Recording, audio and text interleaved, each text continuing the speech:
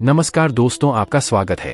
एक बार नारद जी ने भगवान विष्णु से पतिव्रता स्त्रियों के विषय में प्रश्न पूछा। तब भगवान विष्णु ने पतिव्रता स्त्रियों के 3 लक्षण बताए। जिस भी नारी के अंदर ये 3 लक्षण होते हैं, उस स्त्री का वंश शुद्ध होता है, उसके घर पर लक्ष्मी निवास करती है। उस नारी के पति के साथ ही पिता के भी इन दोनों कुल के लोगों को स्वर्ग की प्राप्ति होती है। जो स्त्रियां पतिव्रता होती है, वह मृत्यु के पश्चात विष्णु लोक को प्राप्त करती है। पतिव्रता स्त्री की महानता का वर्णन करते हुए भगवान विष्णु ने एक अत्यंत पवित्र कथा सुनाई है। इस कथा का श्रवण करने मात्र से ही व्यक्ति के सभी पाप नष्ट होते हैं। जो व्यक्ति ध्यान मग्न होकर इस कथा को सुनता है, भगवान विष्णु उसके 32 अपराध माफ करते हैं। इसीलिए प्रत्येक मनुष्य को इस कथा को ध्यान से सुनना चाहिए। शुरू करने से पहले आप सभी से विनती है कि आप कमेंट में जय श्री हरि विष्णु जरूर लिखें। साथ ही इस वीडियो को लाइक करें और चैनल को सब्सक्राइब जरूर करें ताकि आपको ऐसी ही आध्यात्मिक जानकारी प्राप्त हो। दोस्तों, प्राचीन काल की बात है। मध्य देश में एक अत्यंत शोभा मान नगरी थी। उसमें एक पतिव्रता ब्राह्मणी रहती थी। उसका नाम था शैव्या। शैव्या का पति पिछले जन्म के पाप कर्मों के कारण इस जन्म में कोढ़ी हो गया था, अर्थात उसे कोढ़ का रोग हो गया था। उसके शरीर में बहुत सारे जख्म हुए थे जिनसे सदा ही निकलता रहता था। अपने पति की ऐसी दुर्गति देखकर भी शैव्या ने अपने पति का साथ नहीं छोड़ा और निर्मल भाव से वह अपने पति की सदा सेवा करती रहती थी। पति के मन में जो जो इच्छा होती उसे वह नारी अपनी शक्ति के अनुसार अवश्य ही पूर्ण करने का प्रयास करती थी। शायद प्रतिदिन देव पूजा की तरह ही अपने पति की पूजा करती थी और अपने मन की सभी इच्छाओं का त्याग करके अपने पति के प्रति विशेष स्नेह रखती थी। फिर एक दिन शैव्या के पति को रास्ते से जाती हुई एक अत्यंत सुंदर वेश्या दिखाई दी। उस सुंदर वेश्या को देखकर उसका पति काम वासना से भर गया और उस वेश्या पर मोहित हो गया। उस वेश्या के सुंदर रूप ने उस ब्राह्मण को पूरी तरह से अपने वश में कर लिया। उसके रूप को देखते ही वह आहें भरने लगा, लंबी लंबी सांस खींचने लगा और जब वह वेश्या उसकी नजरों से दूर चली गई तो वह बहुत दुखी हो गया। अपने पति की आवाज सुनकर वह पतिव्रता तुरंत दौड़ती हो घर से बाहर आ गई और अपने पति से पूछने लगी है, नाथ क्या हुआ, आप इतने उदास क्यों हो गए?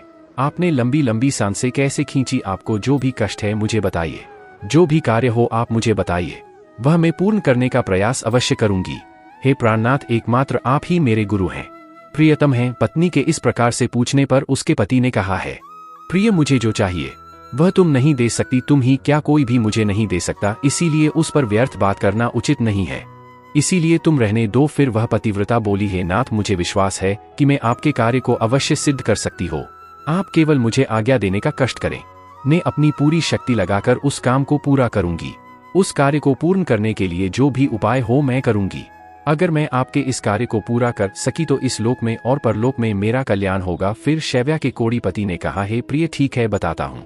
अभी अभी इस रास्ते से एक अत्यंत सुंदर वेश्या जा रही थी। उसका शरीर अत्यंत सुंदर और मनमोहक था, जिसे देखकर मेरा हृदय कामाग्नि से भर गया है। यदि तुम ऐसा कोई उपाय करो जिससे वह सुंदर वेश्या मुझे प्राप्त हो जाए तो मेरा जन्म सफल हो जाएगा। हे देवी, तुम उससे मैं राम मिलन करवाकर मेरी कामाग्नि को शांत करो। पति के द्वारा ऐसा कहने पर वह शायद अत्यंत दुखी हुई और बोली है, नाथ आप धैर्य रखिए, ने आपके इस कार्य को अवश्य सिद्ध करूंगी और उस वेश्या से आपका मिलन करवाएंगी। इतना कहकर उस पतिव्रता नारी ने मन ही मन कुछ विचार किया और फिर रात्रि के अंतिम प्रहर में उठकर वह गोबर और झाड़ू लेकर घर से चली गई। जाते समय उसके मन में बड़ी प्रसन्नता थी। फिर वह उस वेश्या के घर पर पहुंच गई और उसने उस वेश्या के घर के आंगन में झाड़ू लगाया और गोबर से लीपकर उसका आंगन अत्यंत सुंदर बना दिया और लोगों की नजर पड़ने से पहले ही शीघ्रता से अपने घर को लौट कर आ गई। इस प्रकार से उस पतिव्रता स्त्री ने 3 दिनों तक उस वेश्या के घर के आंगन में झाड़ू लगाया और गोबर से लीपकर उसका आंगन स्वच्छ किया। उधर वहां वेश्या अपने आंगन को देखकर अपने सेवकों से पूछने लगी, अरे वाह, आज आंगन की इतनी बढ़िया सफाई किसने की है? जिसने भी मेरा स्वच्छ किया है ने उसकी इच्छा पूर्ण करेंगे। फिर वेश्या के सेवकों ने कहा है, वेश्या घर के आंगन की सफाई तो हमने नहीं कि, हमारे जागने से पहले ही कोई इस आंगन की सफाई करके चला जाता है। सेवकों की बात सुनकर वेश्या को बड़ा आश्चर्य हुआ और वह सोचने लगी कि आखिर कौन आकर उसके घर के आंगन को साफ कर रहा है। फिर उसने जानने के लिए रात भर जागरण किया और छिपकर देखने लगी। तभी उसने देखा कि रात्रि के अंतिम प्रहर में ब्राह्मणी आकर उसके घर के आंगन को साफ कर रही है।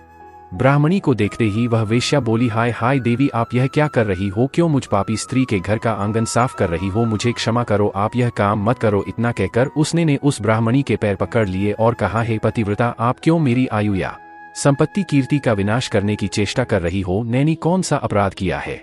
साथ ही आपको जो चाहिए वह मांगो, ने बिना सोचे ही आपको दे दूंगी, किंतु आपको यह कार्य शोभा नहीं देता है। तब उस पतिव्रता ने उस रेशा से कहा, हे सुंदरी, मुझे धन की लालसा नहीं है, किंतु तुम्ही से मुझे कुछ काम है। यदि तुम करोगी तो मैं बताती हूँ।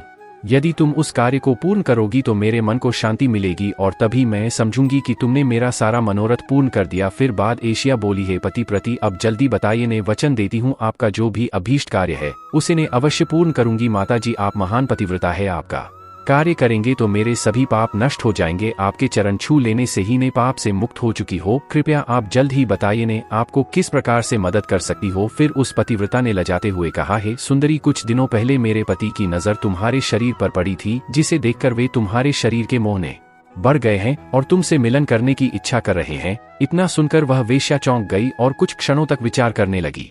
उसे उस दुर्गंध युक्त कोढ़ी पुरुष के साथ संबंध बनाने की बात सोचकर बड़ा दुख होने लगा।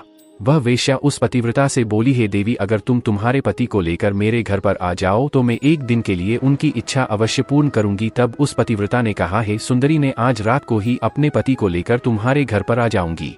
तुमसे खुद की तृप्ति करके संतुष्ट हो जाएंगे। तब ने फिर से उनको अपने घर वापस ले जाऊंगी। तब निशा बोली, हे पतिव्रता, तुम शीघ्र ही अपने घर पर चली जाओ ताकि कोई तुम्हें यहाँ पर न देखें और आधी रात को अपने पति को लेकर यहाँ पर चली आओ। मैं तुम्हारी इच्छा अवश्य पूर्ण करूंगी। फिर वह पतिव्रता नारी अपने घर पर चली गई और उसने अपने पति को सारी बात बता दी कि वह आज रात को उसे उस वेश्या के घर पर ले जाएगी। फिर वह कोढ़ी अपनी पत्नी से बोला, हे प्रिय, मैं उसके घर पर कैसे जाऊंगा, मुझसे तो चला नहीं जाता, फिर किस प्रकार से यह कार्य पूरा हो पाएगा। तब पतिव्रता बोली, हे प्राणनाथ, आप चिंता न करें, ने आपको अपनी पीठ पर बिठाकर लेकर जाऊंगी।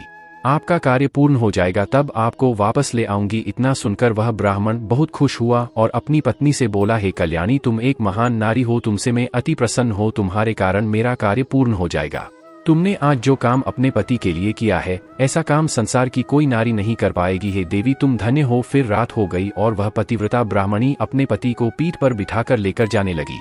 रास्ते में एक जगह पर परम तेजस्वी मांडव्य ऋषि को गलती से चोर समझकर राजा ने शूल पर चढ़ाया हुआ था। वह शूल मांडव्य राशि के आर पार गया था, किंतु फिर भी वे जीवित थे और अपनी तपस्या में लीन हो गए थे। जब रात के अंधकार में वह पतिव्रता ब्राह्मणी मांडव्य ऋषि के नजदीक से गुजर रही थी तो गलती से उसके कोढ़ी पति का पैर मांडव्य ऋषि के शरीर को लग गया और उनकी तपस्या भंग हो गई। मांडव्य ऋषि अत्यंत क्रोधित हो गए और श्राप देने लगे, जिस पापी ने भी मेरी तपस्या भंग की है और मुझे वेदनाएं दी है, वह पापी सूर्योदय होते ही भस्म हो जाएगा।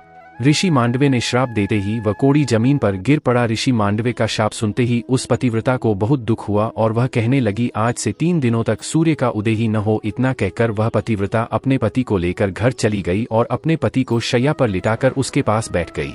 पतिव्रता की वाणी में इतनी शक्ति होती है कि वह जो भी कहती है वह सत्य हो जाता है और पतिव्रता के कहने पर साक्षात सूर्य देव को भी उसकी इच्छा का पालन करना पड़ता है कि स्वयं भगवान विष्णु ने ही पतिव्रता स्त्रियों को यह वरदान दिया है कि वे जो बोलेगी वह अवश्य ही सिद्ध हो जाएगा।